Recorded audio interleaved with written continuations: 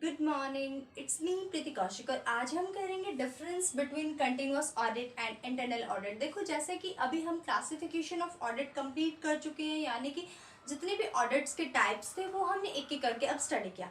अब कुछ डिफरेंसेस रहते हैं कि दो ऑडिट के बीच में हम डिफरेंस कैसे फाइंड आउट करेंगे, वो आज हमने स्टडी करना है। जैसे आज हम स्टडी करेंगे continuous audit and internal audit, इन दोनों के बीच में क्या डिफरेंस है। जब हमने स्टडी किया कि कंटिन्यूअस ऑडिट क्या होता है और इंटरनल ऑडिट क्या होता है, तो बहुत सारे बच्चों के माइंड में ये कंफ्यूजन क्रिएट हुआ होगा कि भाई देखो, जब कंटिन्यूअस ऑडिट जो होता है वो यानी कि कंटिन्यूअस बेसिस पे कराया जा रहा है, एक ऑर्गेनाइजेशन में कंटिन्यूअस बेसिस पे ऑडिट हो रहा है। और इंटरनल ऑडिट का मतलब भी कि ऑर्गेनाइजेशन के अंदर अंदर जो ऑडिट होता है, यानी कि उसी के जो एम्प्लॉयज होते हैं इंटरनली ऑर्गेनाइजेशन के अंदर जो एम्प्लॉयज होते हैं वही एज एन ऑडिटर अपॉइंट कर दिए जाते हैं कि तुम ऑडिटर हो तुम एम्प्लॉयज, लेकिन काम करोगे ऑडिटर वाला। तो वैसे ही कंटिन्यूअस ऑडिट भी इसी तरीके से होता है कि वो कंटिन्यूअस बेसिस पे होता रहता है। तो कहते हैं इन दोनों के बीच में डिफरेंस क्या है, तो आज हमें वो स्टडी करना है कि इन दोनों ऑडिट के बीच में क्या डिफरेंस है। तो फर्स्ट वन इज ऑब्जेक्टिव। देखो, कंटिन्यूअस ऑडिट जब हमने किया तो हमने क्या समझा था कि कंटिन्यूअस ऑडिट क्यों कराते हैं हम। कंटिन्यूअस ऑडिट हम इसीलिए कराते हैं ना कि जितने भी अफेयर्स जो भी काम हमारे ऑर्गेनाइजेशन में हो रहा है, लेटेस्ट न्यूज हमें मिलती रहे, या फिर हमारे ऑर्गेनाइजेशन में करेंटली क्या चल रहा है, क्या स्ट्रेंथ क्या वीकनेस है, साथ साथ पता चलते रहे, इसलिए हम कंटिन्यूअस ऑडिट कराते हैं। तो देखो, latest state of affairs and build confidence in employees. जो एम्प्लॉयज है उनके अंदर कॉन्फिडेंस बन जाए, जब वो कंटिन्यूअस ऑडिट होगा तो उनको साथ साथ पता चलता रहेगा कि अगर तुम काम अच्छा कर रहे हो एम्प्लॉयज, तो उनको अप्रिशिएट भी किया जाएगा। ठीक है, तो उनका जो मोराल है वो इंक्रीज होता है एम्प्लॉयज का, जब हम कंटिन्यूअस ऑडिट कराते हैं। लेकिन इंटरनल ऑडिट में क्या होता है, इंटरनल ऑडिट में एम्प्लॉयज को ही ऑडिटर हम अपॉइंट कर देते हैं। तो इस केस में क्या होता है कि जो दूसरे एम्प्लॉयज है उनको ऐसा लगता है, यार क्या मैं लायक नहीं था कि मेरे को इंटरनल ऑडिटर अपॉइंट करते, क्या मेरी इतनी क्वालिफिकेशन नहीं थी, क्या मैं एबल नहीं था कि मैं भी इंटरनली ऑडिट कर सकता। तो उनके अंदर थोड़ा सा क्लैशेस आ जाते हैं, एक दूसरे के मतलब एक दूसरे के बारे में वो थोड़ा गलत सोचने लग जाते हैं, और फिर थोड़ा सा कोऑपरेशन कम हो जाता है वहां पे। और इंटरनल ऑडिट के केस में क्या होता है कि जब इंटरनल ऑडिट कराया जाता है तो उसका ऑब्जेक्टिव होता है कि जो मैनेजमेंट की नीड्स है उनको फुलफिल किया जाए, यानी मैनेजमेंट अपने भले के लिए इंटरनल ऑडिट कराते हैं कि उनका जो ऑब्जेक्टिव है, उनका जो टारगेट है वो अचीव हो जाए। वो मैनेजमेंट की नीड्स को फुलफिल करने के लिए इंटरनल ऑडिट किया जाता है। और जो ऑडिट होता है, ये इंटरनल ऑडिट जो होता है, ये एम्प्लॉयज से रिलेटेड नहीं होता, यानी एम्प्लॉयज का इसमें कोई बेनिफिट नहीं हो रहा था एम्प्लॉयज को, तो उल्टा मोरल जो है वो डिक्रीज होता है इंटरनल ऑडिट से। ठीक है, नेक्स्ट पॉइंट इज टाइम। जब हम टाइम की बात करें तो कंटिन्यूअस ऑडिट जो होता है रेगुलर और इरेगुलर बेसिस, यानी रेगुलर और इरेगुलर इंटरवल्स पे होता है। जैसे वीकली हो रहा है, मंथली हो रहा है, कौन सा ऑडिट, कंटिन्यूअस ऑडिट। लेकिन जब हम इंटरनल ऑडिट की बात करेंगे तो वो लाइफ टाइम चलता रहता है, ऑर्गेनाइजेशन ऑफ बिजनेस जब तक चलेगा इंटरनल ऑडिट साथ साथ होता रहेगा। लेकिन कंटिन्यूअस में कब होगा, रेगुलर और इरेगुलर बेसिस पे होगा, या वीकली करा रहे हैं, मंथली करा रहे हैं, जैसे भी हम एक टाइम पीरियड के बाद हम कंटिन्यूअस ऑडिट करा पाते हैं। ठीक है, next status of the auditor.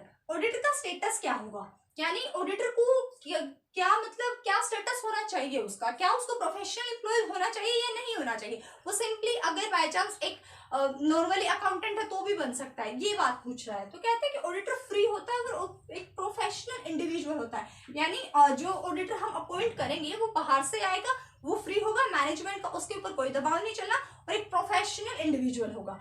और ये क्या होगा, एक एम्प्लॉय होगा ऑर्गेनाइजेशन का इंटरनल ऑडिट के केस में। Okay, next point is qualification की अगर हम बात करें तो कंटिन्यूअस ऑडिट में चार्टर्ड अकाउंटेंट होना जरूरी है, यानी एक सीए को ही हम कंटिन्यूअस ऑडिट करने के लिए अपॉइंट कर सकते हैं। ऑडिट करने के लिए हम सीए को अपॉइंट करेंगे कंटिन्यूअस ऑडिट के केस में, और इसके अंदर कोई जरूरत नहीं है कि वो सीए हो। इंटरनल ऑडिट कौन करता है, जो एम्प्लॉयज होते हैं ऑर्गेनाइजेशन के, सिंपली जिसको अकाउंटेंसी की थोड़ी नॉलेज होती है या फिर जो हमें कैपेबल लगता है ऑर्गेनाइजेशन वालों को, वही क्या करता है, इंटरनल ऑडिट।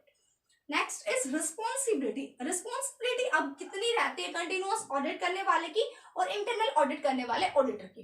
तो कहता है जो रिस्पॉन्सिबिलिटी होती है कंटिन्यूअस ऑडिट के केस में, वो क्या होता है, वो शेयर होल्डर्स के लिए रिस्पॉन्सिबल होता है, उनके लिए आंसरेबल होता है, यानी वो शेयर होल्डर के थ्रू अपॉइंट किया जाता है, और जो कंटिन्यूअस ऑडिट होगा उसको अपनी जो रिपोर्ट सबमिट करानी पड़ती है वो शेयर होल्डर्स के लिए होती है, यानी शेयर होल्डर्स के इंटरेस्ट को प्रोटेक्ट करने के लिए उसकी रिस्पॉन्सिबिलिटी होती है, और वो उनके प्रति रिस्पॉन्सिबल होता है, आंसरेबल होता है। किनके लिए? किनके प्रति? शेयर होल्डर्स के लिए, ठीक है। तो उनके इंटरेस्ट को प्रोटेक्ट करने के लिए उसको अपॉइंट किया जाता है, ठीक है, क्योंकि बाहर का बंदा वो सीए है, तो वो शेयर होल्डर्स अपने इंटरेस्ट को प्रोटेक्ट करने के लिए उस ऑर्गेनाइजेशन में सीए को अपॉइंट करते हैं। नेक्स्ट इंटरनल ऑडिट की अगर हम बात करें तो ये मैनेजमेंट के लिए रिस्पॉन्सिबल होता है, आंसरेबल होता है, क्योंकि जो इंटरनल ऑडिट होता है ये अंदर मैनेजमेंट के काम के लिए ही कराया जाता है, ताकि उनको यानी वो इंटरली अपने एम्प्लॉयज के ऊपर नजर रख सके या अपने एरर्स एंड फॉल्ट्स को इजीली डिटेक्ट कर सकते हैं, साथ साथ उन्हें पता चल जाए, इसलिए ये मैनेजमेंट के लिए रिस्पॉन्सिबल होता है इंटरनल ऑडिट, और मैनेजमेंट के थ्रू अपॉइंट किया जाता है। Next is freedom of action की अगर हम बात करें तो फ्री ऑफ इंटरफेरेंस जो कंटिन्यूअस ऑडिट में होगा ये फ्री होता है। इंटरफेरेंस जो मैनेजमेंट होता है इसके बीच में इंटरफेयर नहीं कर सकता, क्यों? क्योंकि ये मैनेजमेंट की ही कमी निकालने के लिए वहां पे अपॉइंट किया गया, शेयर होल्डर्स का इंटरेस्ट को प्रोटेक्ट करने के लिए अपॉइंट किया गया, तो ये मैनेजमेंट से भी पूछताछ कर सकते हैं, ये इंटरफेयर कर सकते हैं, फ्री होते हैं इंटरफेयर करने के लिए, ठीक है। अगर हम बात करें इंटरनल ऑडिट की, तो इंटरनल ऑडिट जो है वो विद इन डिफाइंड फ्रेमवर्क में ही काम करेंगे, यानी मैनेजमेंट ने बता दिया तुमने यहाँ इस स्कोप के अंदर रह के काम करना है, तो वो उसी स्कोप के अंदर रह के काम करेंगे, उस स्कोप के अंदर रह करके वो काम करेंगे, उससे बाहर वो नहीं जा सकते, यानी वो फ्री नहीं होते कि वो अपने अकॉर्डिंग डिसीजन ले सके, क्योंकि वो मैनेजमेंट के थ्रू ही अपॉइंट किए गए, तो उन्हें मैनेजमेंट की बात को सुनना पड़ेगा। Okay, next point is report की जब बात आती है तो कंटिन्यूअस ऑडिट के केस में सबमिट करानी पड़ती है रिपोर्ट, जैसे ही अकाउंटिंग ईयर एंड हो जाएगा उसी दौरान वो रिपोर्ट सबमिट कराएंगे, यानी सीए जो होगा वो कंटिन्यूअस ऑडिट जब कर रहा है तो उसे रिपोर्ट सबमिट कराना जरूरी है, ठीक है। इंटरनल ऑडिट के अगर केस में हम बात करें तो कोई जरूरत नहीं है कि वो रिपोर्ट सबमिट कराए, ठीक है, रिपोर्ट सबमिट कराना नेसेसरी नहीं होता इंटरनल ऑडिट के केस में। तो आज हमने कि difference between continuous audit and internal audit. Okay, thank you.